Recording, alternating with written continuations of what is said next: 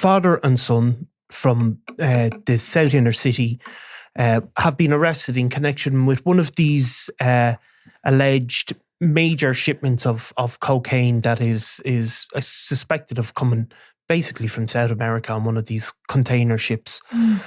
What do we know about what has happened? And there's been a number of arrests in this case.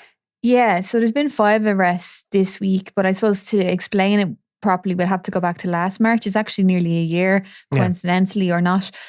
Basically, this all happened in the really picturesque area at West Cork, which probably isn't used to such dramatic operations, where basically gardaí swooped on this camper van near the village of Leap beside Skibbereen in West Cork last year. But basically, it was later said in court that a couple of days earlier, gardaí had been informed by a concerned citizen that they had seen at a nearby pier, they had seen a suspicious activity with a Land Rover, a articulated truck and a camper van.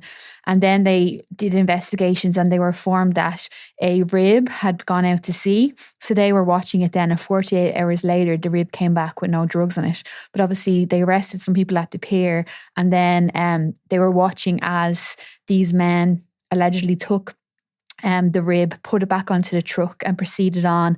And then the camper van was raided. And we have a picture actually of this operation where gardaí are arresting certain people. So 6 people were arrested there. 10 people later appeared in court from a range of different nationalities, including one man from Northern Ireland. They're all facing, they're before the Special Criminal Court at the moment. Yeah. They're facing conspiracy charges because no drugs were received. No. But obviously, what the suspicion is, the rib is this rigid inflatable boat, basically. Yeah. And we've seen other cases where at some point there's a mothership out at sea and guys go out in one of these rigid inflatable boats, collect the shipment and bring it back. Yeah. So it at least is the guards' case, and this is coming before the Special Criminal Court, that this is an international conspiracy. And as you said, they're from all sorts of nationalities. Now, at the time, we've seen other shipments, other similar operations that this is alleged to be similar to, where they've really been international. Astronaut directed. The drugs might land in Ireland and only be there for hours before it goes off into Europe or into the UK. But in this case, the guards clearly believe that, at least in part, it is directed by a homegrown gang, and these are the guys that they are targeting this week for arrests. Yeah, so as you said, the charge before the Special Criminal Court for the 10 men was conspiracy to import drugs into Ireland. There were no drugs found. There's various theories that maybe weather had a part to play in this, or else that the men got spooked, allegedly. But I suppose we had reported, and Ken Boy had reported, that this investigation had still been ongoing, and there were people arrested last year. As you said, it's a significant operation and they believe more people were involved in it. So yes, the people then arrested this week include 3 Irish men, as you said, a father and son from South Dublin. The father has actually got a conviction for killing someone.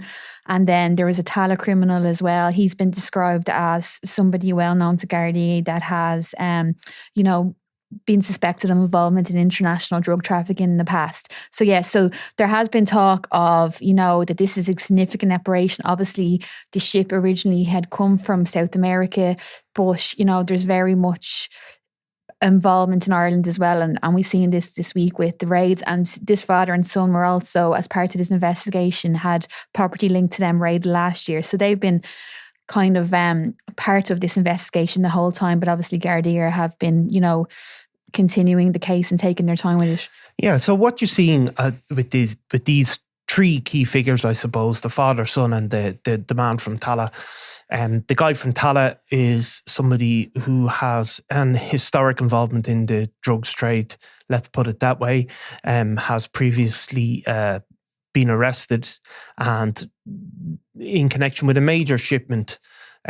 He would be in his 50s at this point, but very much well known to Gardaí and in the criminal underworld. The father and the son, the father in particular, while they're from the said inner city, they wouldn't have those historic ties to the Kinahans, or at least not to a major extent. I suppose what you're seeing is this gang that are operating out of really are controlled, at least in part, by the father and son. They've another one of these criminal networks that have maybe replaced the Kinahan cartel. And these would be one of the prime targets for Gardaí. There are probably 5 or 6 organised crime gangs operating in the country now that are, the most significant players. You can see these gang are suspected of at least having their own importation network. We obviously have gangs like the family in the west of Dublin who operate similarly. While they did work with the Kinahans at one point, they always had their own source of drugs, the Mr. Big network as well. And, other ones of greater or lesser extent. There's obviously one in the north part of Dublin that remains very significant. Yeah. So all of these, while back in the day, I think we used to say that the Kinahans controlled sort of 70-80% of the drugs trade in Ireland, a lot of these gangs would just deal directly with them. Now you've seen some of these have built up their own systems, and these people that have been arrested are suspected of really rising right to the top. They're very much under the radar, though. There are a criminal past there to be seen, but they wouldn't have a social media presence. They haven't been connected with committing a lot of acts of violence. They certainly, in the minds of the public, they'd be almost unknown. But that's not to say they are very much well known to the Gardaí. Yeah, because even obviously I've been working in news desk and we've dealt with a lot of crime stories, and even the names we obviously I wouldn't be that familiar with. So it does show that, they have gone under the radar, but there's no doubt as you said, they're well known to the Gardaí and in the level that they're at, because this was a major operation. Like the drugs that they were trying to get into Ireland obviously had come from somewhere else. The ship had been actually sent to Portugal and modified in Portugal. It was described in court how actually €700,000 had been spent on just this operation in relation to the travel, the accommodation, the logistics, the camper van. The camper van had been sent in, I think, from Northern Ireland. So this was a big operation. And there was also talk about how, like on the when they seized the vehicles, there's walkie-talkies found, there was personal burner phones, all of this kind of thing. So it just shows the level that these father and son and the man from Tallaght are at, that this was a serious thing. And, their involvement is believed to have been of a high level, and that's what the investigation is centering on now. So what you see is, of course, there's no drugs, so these cases are automatically harder to prove. I mean, the guards always want obviously a drug seizure, and then you connect the maybe communications and things like that, and maybe witness statements to that seizure.